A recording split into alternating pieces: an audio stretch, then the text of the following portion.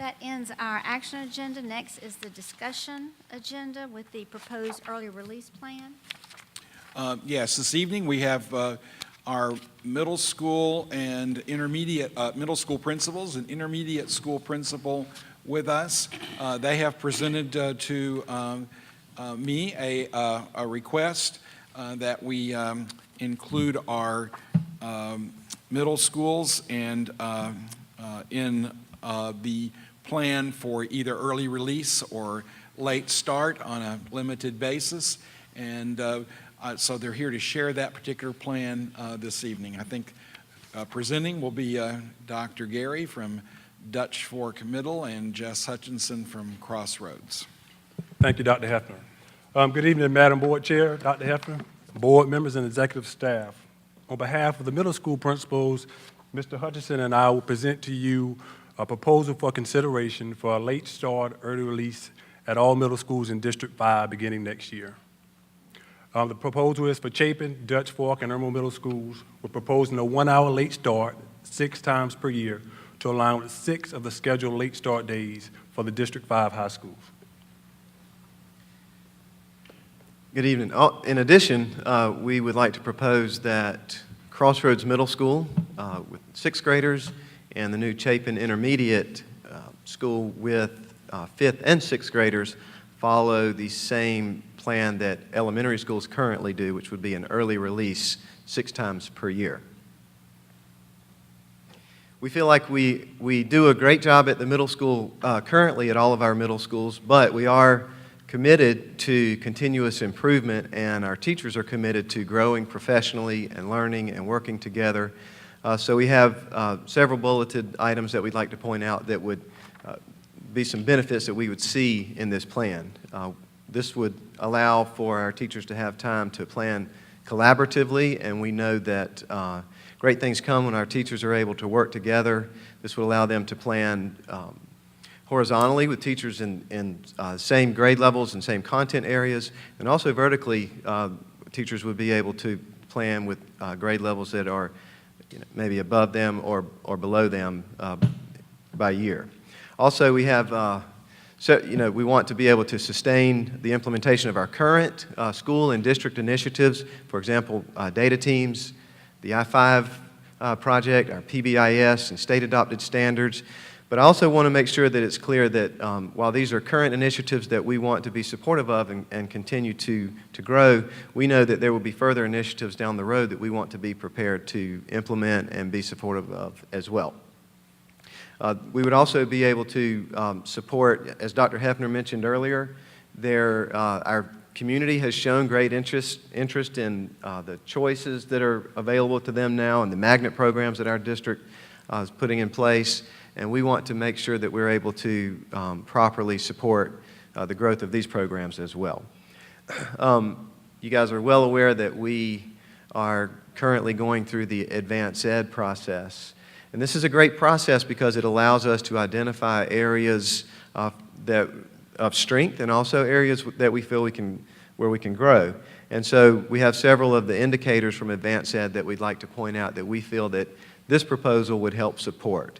One of the indicators states that the system would operate as a collaborative learning organization through structures that support improved instruction and student learning at all levels. And we thought that caught our eye because this has been in place at the elementary level and the high school levels. We feel that it would pull the middle school level into being able to take advantage of the time that's created by this proposal.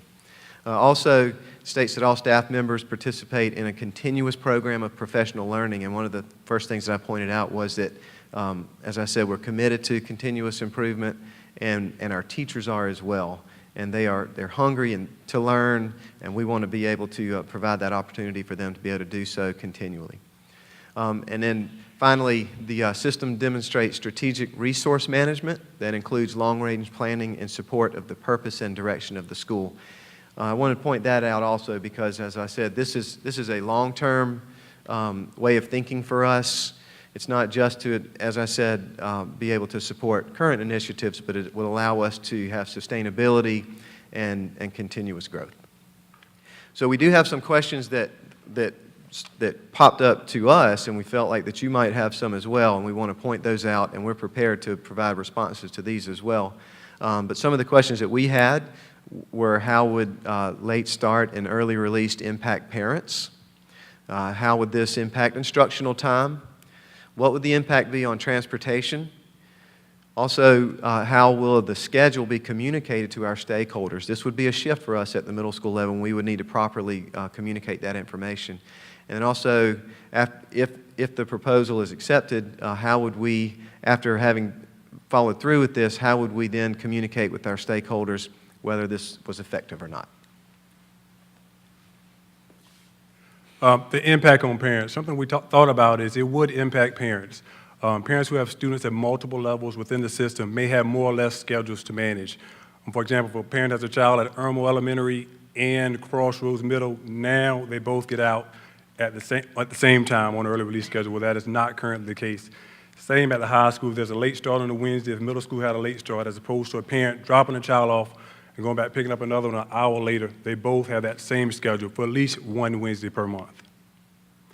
When looking at instructional time, we wanted to make sure we were in compliance with federal, state, and local laws. South Carolina Code 59-1-425 talks about the required minutes of instructional time for all secondary students. State requirement on the left, students are required to be in class 1,800 minutes a week, excluding lunch. It breaks down to roughly 6 hours a day. The current time at all District 5 middle schools, we are exceeding that. All middle schools are in class at a minimum of 2,025 minutes a week. It breaks down to 6 hours and 45 minutes a day.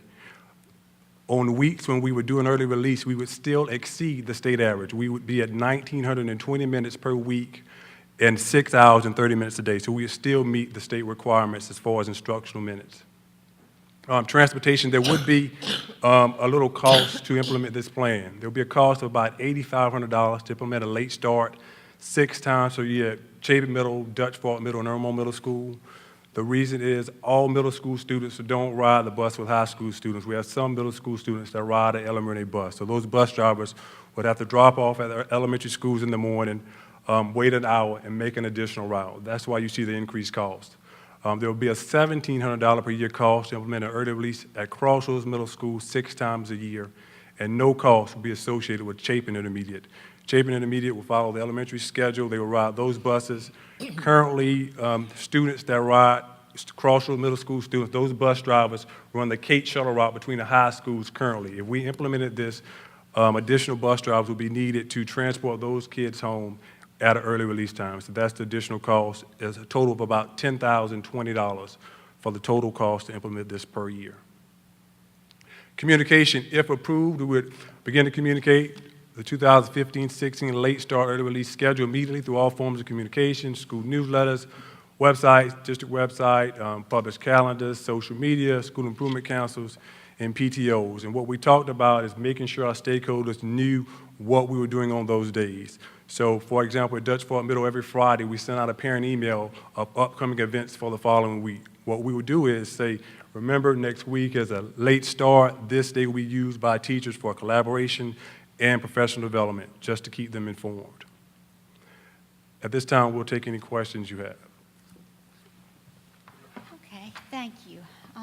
Who has some questions? Yes, Ms. Hammond. So I'm to understand, I feel kind of out of it that I didn't realize our middle schools have never had either of these, even though our elementary and our high had it.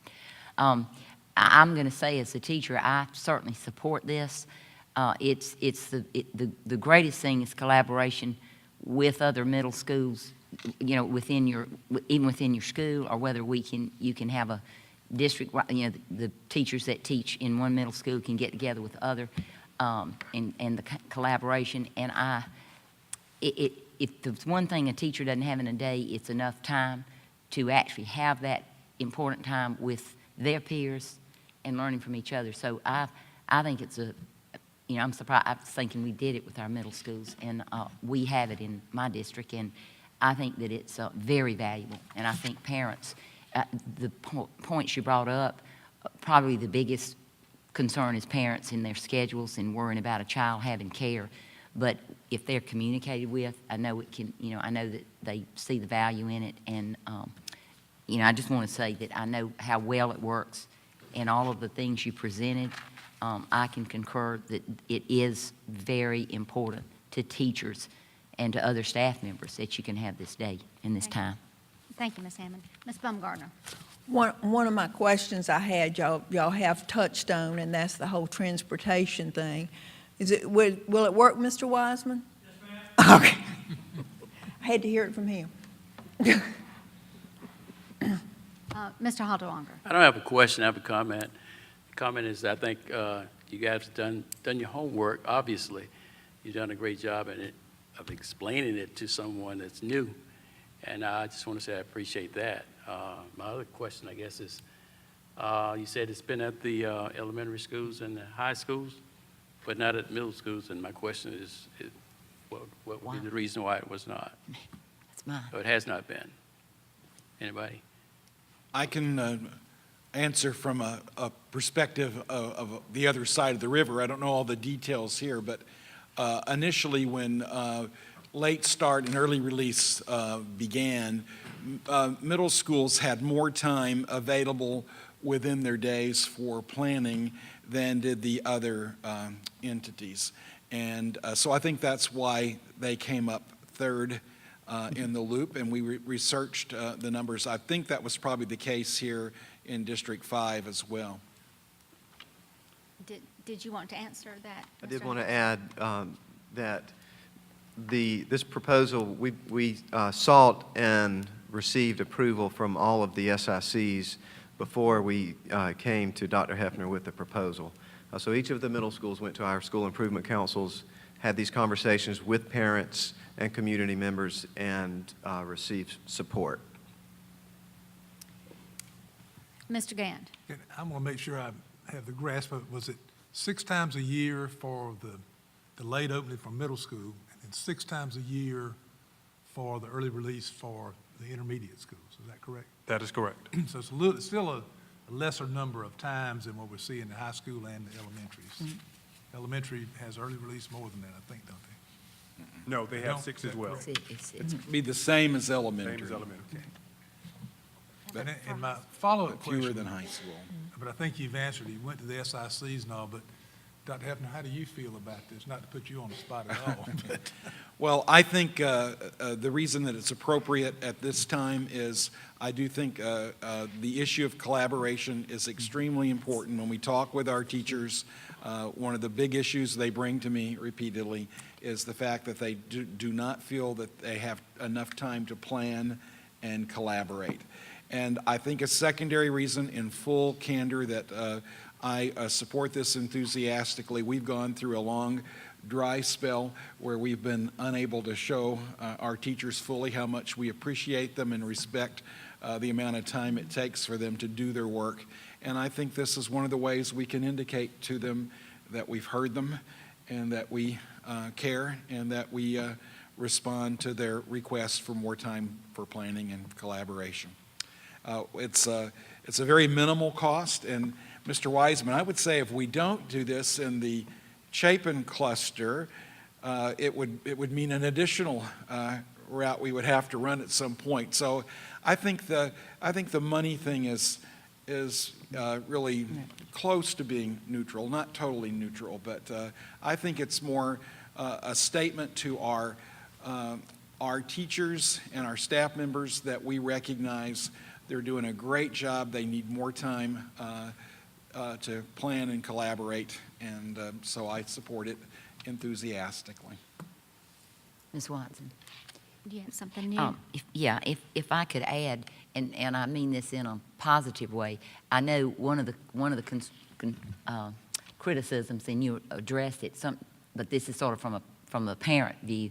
I remember answering a lot of questions about to parents when we did it first with high school and the other, but they did worry about instructional time and worrying that teachers not teaching.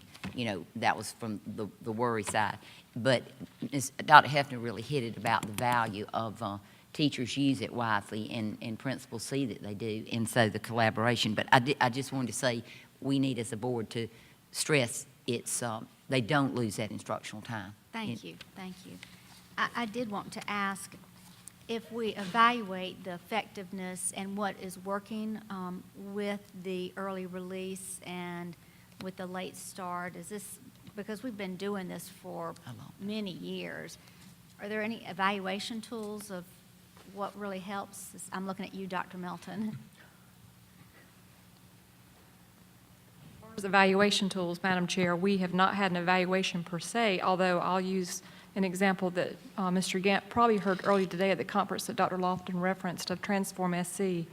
We know that with teachers, we have to allow embedded professional development because after the students have left, our teachers are very tired. They have given all they've had throughout the day. So as Dr. Hefner said, it's a way to give back to our teachers to allow that. Now, the high school level has a different mindset than elementary does because elementary, when it was approved by the board with the committee giving recommendations to the board, the idea was to allow unencumbered time. So principals during the elementary early release days, so that's 6 times a year, are not able to use that time at their discretion. Instead, it's unencumbered for teachers to do planning collaboratively together. Now, the benefit of that is an elementary teacher has on average 40 to 45 minutes of planning per day.